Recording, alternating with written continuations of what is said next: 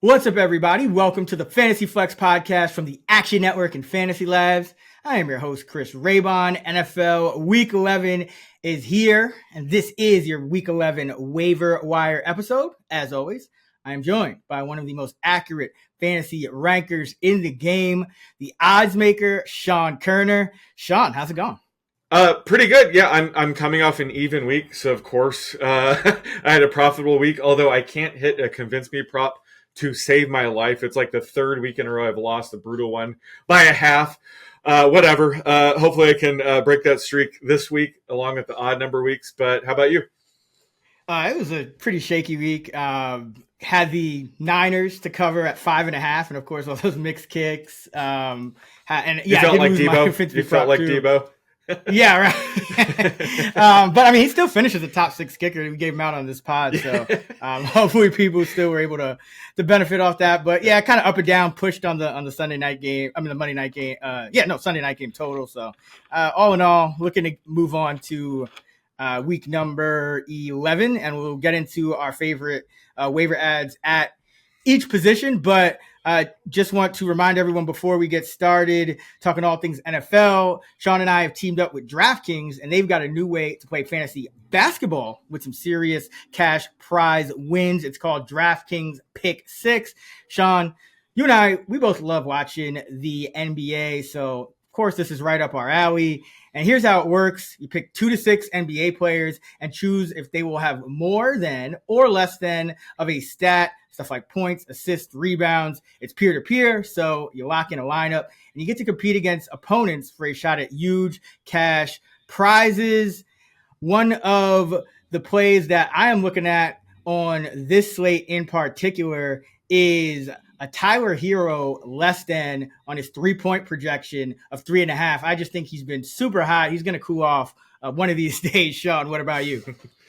So last Friday I wrote up a piece saying how Steph Curry was due for regression in terms of assist rate. Won that pick. So I'm running it back here with Steph Curry less than 5.5 assists tonight against Mavericks. All right. Well, this can only go well. We got some star players, but we're going less than. That's how we kind of like to do it here. But looking forward to talking more Pick 6 with you, Sean, in the weeks ahead. And a reminder to everyone out there, if you want to play too, you'll want to download the DraftKings Pick 6 app. And right now, new customers can play $5 on their first pick set and get $50 in Pick 6 credits. You just download the DraftKings Pick 6 app and use promo code FLEX6 at sign up. That's FLEX 6 at sign up. All right, let's get into fantasy football waivers for NFL week number 11. We'll start at the quarterback position. Sean, who are you looking at? I'm looking at Justin Herbert, available in 45% of leagues, facing the Bengals this week. He's really been trending up lately. Harbaugh actually called him, he's been upgraded to half man, half beast now. That's how good he's been. He had thrown for over 275 yards in 3 straight games. But last week, they beat the Titans so easily, didn't have to throw much. But I did notice he's been running a lot more. He's finally healthy. He was dealing with a bunch of injuries earlier in the season. So he's actually run for 30-plus yards in 2 of the last 3 games. All of his weapons are finally healthy. And this is a matchup, against the Bengals where he could just be forced to drop back a lot more. So this is probably the first week I think he's been inside my top 15. So he's my QB 12 to open the week. So I think he's a fantastic streaming option this week. And, potentially a high-end QB2 going forward. Yeah, you see some of those ankle breakers? Yeah, he was just breaking some dude's ankles. He's always been a pretty good runner, right? But he was dealing with a bunch of injuries early in the season. I had kind of thought in this offensive scheme under Roman that he would maybe run a bit more, and we didn't see it because he was banged up. But lately, he's an excellent runner on top of just throwing a bunch more. So it's been very good to see. Yeah, and this is definitely the matchup for that now, going up against Cincinnati. Good offense, shaky defense. Yep. All right. For me, it's Bo Nix. He's still available in 50% of leagues. It's week 11. He's the quarterback 9 in all of fantasy. So I think we got to start taking him seriously and picking him up. He's looking better and better each and every week for the most part. The only time he's really struggled has been against some of the, the top tier defenses. And that's why it was encouraging to see him have a decent game against the Kansas City Chiefs, which I do consider one of the better pass defenses and defenses overall in the league. So, he has 10 touchdowns through the air. He has another 4 on the ground. He caught one. He's running the ball pretty consistently. Most weeks he's got 290 yards rushing on the season. So he's inside my top 10 this week against the Atlanta Falcons. And I think he's a great pickup because the name value, he's probably just sitting around on a lot of people's benches. And he had a tough matchup last week. So he's probably sitting around on waivers, in a lot of spots, 50% looks like on ESPN. So give me some Bo Nix against the Falcons this week. All right, let's jump to a running back. And I know you like one of Bo Nix's teammates this week on waivers. Yeah, first up, let's talk about Jalen Wright real quick. Available in 94% of leagues. You had been talking up recently. I loved him heading into the season. I thought he was a very underrated rookie. Landed in the perfect situation in Miami, and he's been playing so well lately. It looks like he leapfrogged Raheem Mostert last week or last night. He operated as the number 2 back. Mostert didn't even see a carry. Mostert was in on the passing down snaps, which is kind of weird. I don't know if it was because fullback Ellen Ingold was out, but either way, it was encouraging to see Jalen Wright sort of becoming Achan's number 2 or Achan's backup. So he might be able to offer RB3 flex value, especially this week against the Raiders, but he could be an Achan injury away of offering RB2 plus value. So he's a guy that, you could probably get him for free or cheap on the waivers right now. I would do that and stash him. I think he has a ton of upside. But the other guy, Bo Nix's teammate, Audric Estime, available in 95% of leagues. I think he's going to be a very popular waiver ad this week. We were talking about him last week, though, because Sean Payton was hinting at his role expanding. He's been, having some fumbling issues. They keep trying to get him more work, but then he would fumble the ball, get back in Payton's doghouse. But last week, he looked excellent, operated as a clear lead back. They played with the lead for much of the game against, the Chiefs, so he was able to, dominate snaps. I think if they ever get in a trailing game script, we could see Javonte Williams take over as lead back because he still is, the pass catching back. But as of now, Estime's their lead back. I think we could treat him as an RB flex option for now.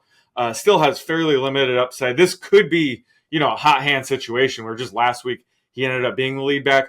We also saw Marvin Mims literally play running back on a few snaps. So this is still a murky situation, but either way, he thrived at the role last week, so he could keep it rolling here against the Falcons. So I don't know what you think, but he's worth a decent bid. I wouldn't go crazy because, again, this is still a volatile situation. But as of now, he does appear to be the lead back for the Broncos.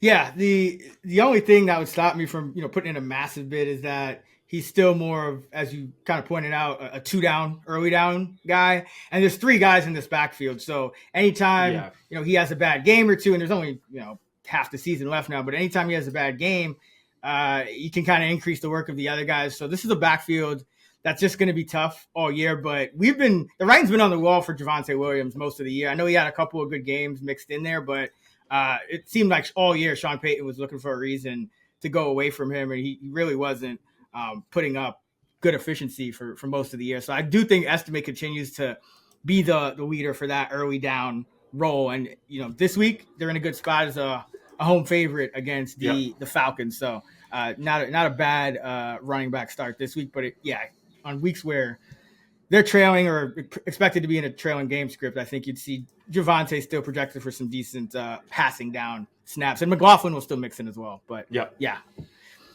one other guy I mentioned, Cam Akers, he's available in 84% of leagues. The Vikings are going to play the Titans this week, so they continue this AFC South, opposition here. And Aaron Jones has a rib injury. They say he's going to be fine, but if this year taught us anything, it's not to trust early week injury, evaluations. So we don't truly know if Aaron Jones is going to miss any time, if he's going to be limited on a snap count or whatever. Not as we record this on Tuesday, so Akers is another guy that I would look to on waivers, and he might be a little cheaper than he should, only because Ty Chandler was kind of the number 2 back most of the year. But we talked about this, I think it was last week, that Akers had jumped Chandler, and this week, or against the Jaguars, the same thing. It was 26 snaps for Akers, just 12 for Chandler behind Aaron Jones. Akers handled 13 carries and got a target in the pass game, so 14 touches, only 47 scrimmage yards, so didn't do a ton with them, but it looks like, similar to Denver with Williams, it just looks like the Kevin O'Connell has been looking for a reason to go away from Ty Chandler. So I do think if Jones is out or limited, you're still going to see Akers getting that first crack at being a starter. So Cam Akers still available in 84% of leagues. Probably shouldn't be. All right, let's jump to wide receiver. Who do you like on waivers heading into week 11 at wideout? I'm going to go with Quentin Johnson again. I think I mentioned him last week, but he's still available in 59% of leagues. Only caught 2 passes for 24 yards, but did, haul in a touchdown. So he's still in the middle of a breakout season. Like I said, Herbert's playing very well right now, and this is a matchup they could be forced to throw. So I like this spot for Johnson. And again, his long-term upside is high. I mean, he could continue this breakout. He has a ton of upside. So he's a great player to just have on your bench or your starting lineup if you need him this week. There's 4 teams on a bye, so you might want to use him this week. But great, player to have on your roster right now. And the other guy is Noah Brown, still available in 87% of leagues. But he is the clear number 2 receiver on the Commanders now. There's been a lot of musical chairs going on behind Terry McLaurin, but the past couple weeks, it's been Noah Brown being the clear number 2 receiver. Last week, he had a 97% routes run rate. And we just have to remember, he was traded to the Commanders right before the season started. So it did, take him a handful of games to learn the playbook, get chemistry with Jane Daniels. So this might have been their plan all along to kind of have him be the number 2 receiver. And he flashed a ton of upside last year at the Texans as well. So this week he opens as my wide receiver 37. So he's really a wide receiver flex type of option in this role. So I like a short-term and long-term value right now. Yeah, the Commanders, they've been going more and more to Noah Brown. You kind of see why. I mean, Diami Brown dropped an easy touchdown. And, Zacchaeus has kind of faded a little bit. McCaffrey's still young. But this is a tough matchup this week against Philly. That's the only thing. Like, if you're on the fringe, would you recommend starting him, if you have him on your roster, or kind of waiting and seeing if maybe you can pick up somebody else? Because we know this Philly team with those 2 rookies, they haven't been giving up anything through the air anymore. It's been outrageous. Yeah, no, I like if you add him, look at my ranks. He's my wide receiver 37. If he's above anybody else you have access to, go for it. I'm probably going to talk about this guy in a couple pods from now, but A.D. Mitchell has the most upside. So if you're just looking for an upside stash where you don't need to play him this week, A.D. Mitchell has the most upside. So he's been sort of my favorite stash right now. Noah Brown's just a high floor option. Again, there's 4 teams on a bye this week. If you need to fill in, he's more of a high floor option. But if you're going for massive, massive upside, Mitchell's probably the way to go. All right. One other guy I mentioned is Ricky Pearsall. He's still available in 75% of leagues. I'm guessing he got dropped, with the Niners going on bye and some guys getting healthier, but he was the number 3 receiver along with Debo and Jennings against Tampa Bay. 71% route rate, 6 targets, 4 catches, 73 yards in his first NFL touchdown. Remember, going into the bye, he also had a long run. So they're looking to get the ball in his hands. I think he's going to be the number 3 receiver, maybe even the number 2, because he can play all the spots. I know he's practiced at a bunch of the different spots throughout the year. So Debo, he's always kind of struggled to stay fully healthy. So I think Pearsall's a guy that should be on every roster, especially now that the Niners are out of the bye. So you're going to get to use him each and every week, including this week against Seattle. I think he has some kind of low-end wide receiver 3 flex value. All right, tight end. The tight end position took some couple of odd turns this year, but we're starting to get guys back. But we did see Dalton Kincaid get hurt. We did see Sam Laporta get hurt last week. Jake Ferguson doesn't have a quarterback anymore, so I'm sure some people are still looking for a tight end on the wire. Who do you like? Yeah, well, I never thought I would say this, but Will Disley is pushing tight end one value in my initial Week 11 projections, but for good reason. He has completely taken over as the lead tight end for the Chargers right now. He's maintained about a 70% routes run rate the past 4 weeks, including the last two where, Hayden Hurst has returned to action, but it really hasn't impacted Disley's role at all. And he's seen a 27% target rate over this last 4-game stretch, 4 more catches in 4 of the last 5 games. So I don't know if he's going to be able to maintain this long term, but he's absolutely a great, 1 week rental. If you have Trey McBride or K Dotton who are on bye, Disley's a great cheap option for you. Or, if Dalton Kincaid misses this week. But if Dalton Kincaid misses this week, Dawson Knox is probably also a great 1 week flyer as well. So I think there's a lot of sneaky, cheap tight end options this week with Disley leading the way for me. And like I said, he opens the week as my tight end 13. Yeah, I've noticed that too. He's just playing those snaps that Hurst started the year playing, and especially with the Chargers going into a more pass-heavy game script this week, I think you could see some real production from Disley, so I like that one. I'm going to go with Taysom Hill again. He's still available in 65% of leagues. Insane. Yeah, I get it. He's a weird kind of tight end because he kind of only gets a handful of targets each week and a couple of rush attempts. But last week, 4 for 14 on the ground, and then 2 catches for 36 yards. So in each of his last 4 games, he's had at least 6 touches. In each of his last 3 games, he's had at least 41 scrimmage yards, 50 scrimmage yards last week, which, by the way, great line on our projections pod. You set it at 50.5, and he got 50. So really good line set by you. Well, he had an 88-yard touchdown called back. Did you see that? Yeah, no. So this is kind of why I like Taysom Hill this week. I think he could put up even better numbers than he has been putting up. So now that we know he's going to get at least 4 carries, if not more, and he's playing a bigger role in the passing game, I think that he's going to be a staple in the tight end 1 rank. So I would pick him up. He's got massive upside, and he's getting more and more of a floor each and every week. We see him continue to be used like this. All right. Defense, special teams for Week 11. Who do you got? Packers. They are at Chicago, available in 68% of leagues. I think this is sort of a no-brainer option right now. They're facing the Bears, which should offer 3+ sacks at least. The Bears finally fired offensive coordinator Shane Waldron, but I'm not sure that's going to be a short-term fix. This offensive line is still a mess, still dealing with injuries. So, Caleb Williams still probably going to get sacked quite a bit here. So the Packers open the week as my number 3 defense.